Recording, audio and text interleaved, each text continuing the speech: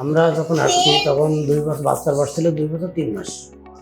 তখন শুধু বলতে পারতো বাবা, মা বা গাড়ি, এইসব, এই 3টে শব্দই বলতে পারতো।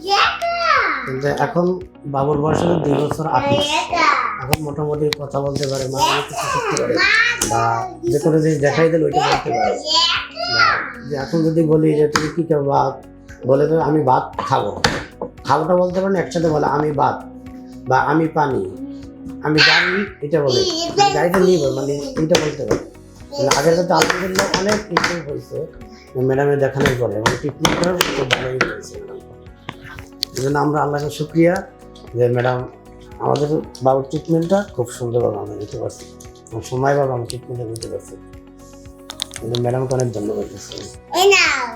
এটা কি?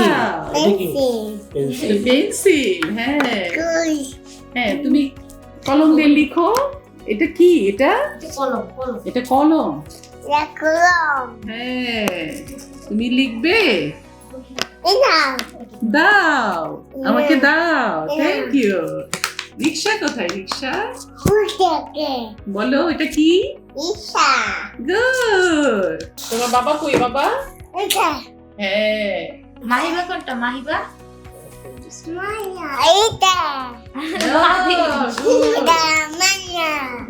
এটা মাইশা। মাইদা মাদি।